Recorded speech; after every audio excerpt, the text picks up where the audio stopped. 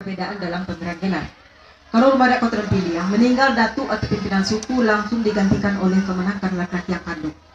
Tapi rumah gadang Bodi Caniago karena lebih demokrasi, dikumpulkan dulu kemenakan laki-laki dalam satu suku, baru dipilih siapa kemenakan yang pantas menjadi datuk. Itu perbedaan. Juga untuk kehidupan rumah gadang, di rumah gadang satu kamar dihuni untuk satu keluarga.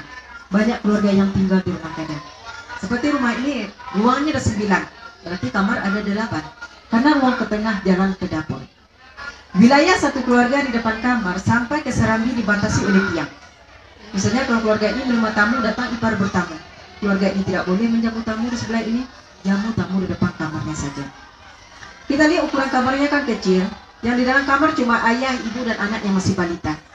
Anak laki-laki di Minangkabarunya umur 10 tahun bukan tidur di rumah gadang. Anak laki-laki tidurnya di surau. Di surau anak laki-laki akan belajar agama, belajar adat, belajar pencak silat. Anak laki-laki ke rumah gadang cuma untuk makan dan tukar pakaian, siang dibantu orang tua ke sawah, malam tidur ke surau. Ya kenapa anak laki belajar di surau dulu bapak ini? Karena yang mendapat pendidikan dulu cuma orang punya duit. Sekolah sampai ke kampung-kampung. Supaya kaum itu jangan bodoh, di surau dia akan belajar. Suraunya juga tidak terlalu jauh dari rumah gadang. Pengawasan anak laki-laki tetap dari rumah gadang. Kalau anak gadis dapat kamar itu di anjungan sebelah sana. Anjungan itu ditutup dikasih tirai. Semua anak gadis yang tinggal rumah gadang kumpul di anjungan. Aktivitas anak gadis menyulam atau merendah juga di atas sana. Tapi kalau anjungan sebelah ini kita gunakan untuk duduknya para datuk. Karena dalam rumah adat Kota Piliang sistem pemerintahan otokrasi.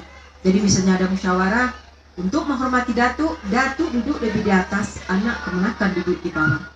Maka pepatah adat dalam rumah adat Kota Piliang berbunyi gini. Bajanjang naik batanggu turun bertingkat-tingkat. Tapi rumah gadang Bodi Caniago, rumah rata tidak punya anjungan, ada musyawarah, datuk dengan anak kemenakan duduk di lantai yang sama. Pepatah adatnya berbunyi gini. Duduk sama rendah, tagak sama tinggi, lebih demokrasi.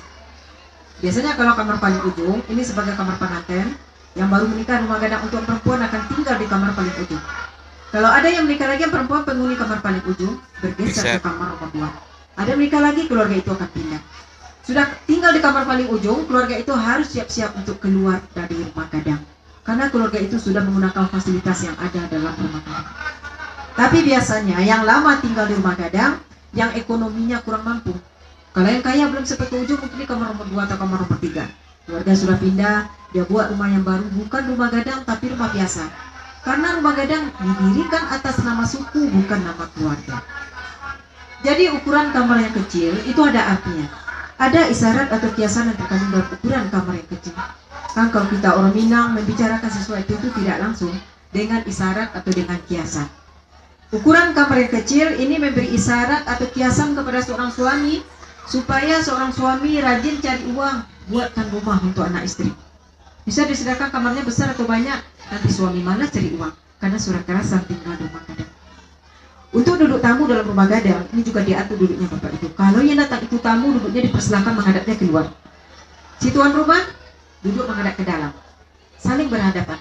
Itu ada artinya juga. Kalau si tamu dipersilakan duduk menghadap ke dalam, nanti si tamu bisa melihat kekurangan-kekurangan yang ada dalam rumah gadang. Untuk menghindari jangan terjadi pergunjingan atau fitnah, maka si tamu menghadapnya keluar. Yang dilihat yang indah saja, pemandangan yang dilihat. Keuntungan bagi tuan rumah duduk tuan rumah menghadap ke dalam. Ada jamuan makan dalam acara pernikahan, ada makanan yang kurang di ujung ini. Kita sebagai tuan rumah tidak perlu berteriak minta tambah sama orang dapur. Cukup beri isyarat ke orang dapur akan cepat ganti makanan yang kurang. Jadi dapur di rumah gadang cuma satu, dapurnya panjang, tapi tungku masing keluarga berbeda. Masing keluarga masak sendiri. Juga kita lihat lagi bapak ibu, rumah gadang kita ini tiangnya kan tidak lurus mengembang ke atas.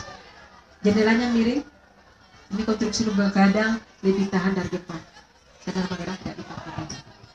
Nah, juga kita lihat lagi bapak ibu, rumah gadang kita ini penuh dengan ukiran. Ada arti yang terkandung dalam ukiran karena falsafah ukiran berbunyi gini. Alam takambang jadi guru, cancang kayu jadi ukiran. Maksudnya orang Minang membuat ukiran berguru kepada anak. Cancang kayu jadi ukiran maksudnya. Kayu yang besar jadikan tiang atau tonggak, tapi cancang kayu kecil-kecil bukan buang percuma. Dapat dimanfaatkan dijadikanlah ukiran. Jadi tak ada terbuang, tak ada yang mubazir. Contoh ini nama ukirannya kucing lalo. Kucing lagi tidur. Ini melambangkan sikap kewaspadaan. Kita lihat kucing kalau lagi tidur selalu waspada. Mata dipejamkan, tapi telinga bergerak terus. Di pintu atau jendela, nama ukirannya si kambang manih. Bunga yang indah, ini melambangkan sikap keramah tamahan orang Minangkabau dalam menyambut tamu. Ada lagi nama ukiran itu itiak pulang patang. Itiak pulang sore ini melambangkan keteraturan atau kedisiplinan. Kita lihat itiak jalan tak ada yang komandoi tapi berbaris teratur satu-satu. Juga ada lagi nama ukiran itu pucuk rabuan. Pucuk rabuan pepatah adatnya berbunyi gini. Ketek pegunung gadang tapakai. Maksudnya waktu kecil rebung bisa jadi gulai. Sudah tua bambu dapat dimanfaatkan. Maksudnya kita hidup dari kecil sampai tua berguna, bermanfaat untuk orang lain. Juga yang di depan rumah gadang Bapak Ibu itu ada namanya rangkiang. Kita lihat untuk menyimpan padi. Kita lihat hampir sama bentuknya, tapi perbedaan dari jumlah tiangnya. Yang dua tiangnya 4, sebelah ini tiangnya 6, paling ujung tiangnya 9. Kalau tiangnya 4 paling ujung, padinya kita gunakan untuk acara adat. Misalnya untuk acara pernikahan kita ambil padi paling ujung. Tiang 4 lagi agak di tengah, padinya kita gunakan untuk membantu fakir miskin. Juga untuk persediaan di musim paceklik. Di musim padi banyak makan tikus, persediaan padi kita sudah ada. Kalau tiangnya 6, padinya kita gunakan untuk makanan sehari-hari penghuni rumah gadang. Paling ujung tiang 9, padinya kita gunakan untuk pembangunan di kampung. Misalnya di kampung orang buat fasilitas umum, buat jalan, buat masjid, kita ambil padi situ kita jual, hasil penjualan padi kita bantu untuk pembangunan. Jadi kita perhatikan jauh letak rangkiang dari rumah gadang, itu ada artinya juga. Misalnya terjadi kebakaran di rumah gadang, orang rumah gadang tidak akan kelaparan, padi masih terselamatkan. Mengambil padinya juga pakai tangga, siap disimpan atau mengambil padi, tangganya nanti disimpan di bawah kolong rumah gadang. Kalau diletakkan tangganya di situ, mudah nanti dicuri orang, tidak aman nanti untuk anak-anak. Juga kan banyak jadi pertanyaan bagi kita orang Minang Bapak Ibu, kenapa di Minang bagian harta untuk anak perempuan katanya lebih banyak dari anak laki-laki? Sebenarnya di Minang pembagian harta ada 2. Pertama harta pusaka tinggi, kedua harta pusaka rendah. Yang kita maksud harta pusaka tinggi, harta yang secara turun-temurun dari nenek moyang, seperti rumah gadang, sawah dan ladang. Ini kan milik suku, milik kaum, milik bersama. Memang harta secara turun-temurun untuk yang perempuan. Cuma harta ini hak pakai, bukan hak milik. Harta pusaka tinggi tidak boleh dijual, boleh harta cuma digadaikan, tapi untuk menggadai syaratnya juga sangat ketat sekali. Boleh gadaikan harta pusaka tinggi. Syarat pertama yaitu rumah gadang kaki lisan. Maksudnya rumah gadang sudah banyak rusak. Kita tak punya uang untuk memperbaiki rumah gadang. Ada sawah sebagai harta pusaka tinggi, boleh gadaikan sawah dulu untuk memperbaiki rumah gadang. Kedua syaratnya itu mayit tabujua dalam rumah. Ada kematian di rumah gadang, tapi kita tak punya uang untuk acara perkawinan, untuk acara penyelenggaraan mayat, boleh gadaikan harta pusaka tinggi untuk penyelenggaraan mayat. Maksudnya Baru Minang ini meninggal butuh biaya yang sangat besar untuk penyelenggaraan mayatnya. Bukan itu Bapak Ibu. Supaya kita jangan mudah menggadai harta pusaka tinggi. Kalau ada yang meninggal di rumah gadang akan bergotong royong untuk penyelenggaraan mayatnya.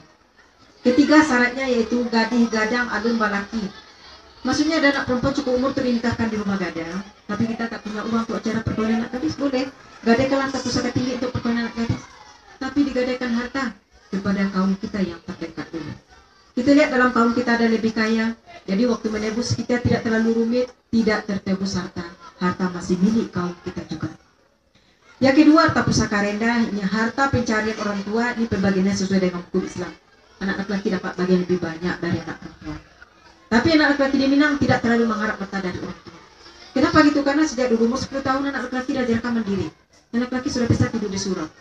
Sudah dewasa anak laki disuruh pergi merantau. Karena ada pepatah adat yang berbunyi gini. Karantau madang dahulu babuah babungo Bandung. Karantau bujang dahulu di kampung babungo Bandung.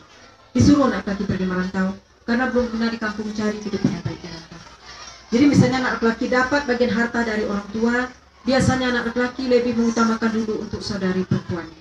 Misalkan harta ditinggal orang tua sedikit, saudari perempuannya banyak, anak laki lebih mengutamakan dulu untuk saudari perempuan. Kalau ditanamkan nanti dalam hati anak laki mengharap harta dari orang tua, nanti anak laki jadi pemalas, apalagi orang tua kaya. Yang laki akan berpikir untuk bekerja keras kalau untuk meninggal dapat bagian harta lebih banyak dari saudari perempuan. Tapi juga pergi merantau anak laki tidak sukses di rantau yang akan membantu saudari perempuannya. Jadi ikatan keluarga itu sangat erat sekali. Jadi sebenarnya pembagian harta dalam sistem pendidikan Minangkabau bukan kaum perempuan lebih ditinggikan atau lebih diutamakan, bukan itu maksudnya Bapak Ibu. Tapi sangat melindungi kaum perempuan. Misalnya sebagai kaum perempuan suaminya sudah meninggal atau suaminya ada menikah lagi, ada jaminan kehidupan untuk yang perempuan. Kalau yang perempuan tidak punya rumah, berhak tinggal di rumah gadang. Tidak punya pekerjaan, bisa jadi petani atau peladang di harta pusaka tinggi, kaum perempuan akan terlindungi, tak akan tersia-sia. Inilah sedikit media Minangkabau. Kalau ada pertanyaan Bapak Ibu boleh, atau nggak ada yang bertanya boleh silakan. Kalau tidak ada, boleh kita berkeliling. Di bawah ada lagi ruang pelaminan, sampai pakai baju adat juga ada di sana. Ibu, saya sudahi dengan Assalamualaikum warahmatullahi wabarakatuh.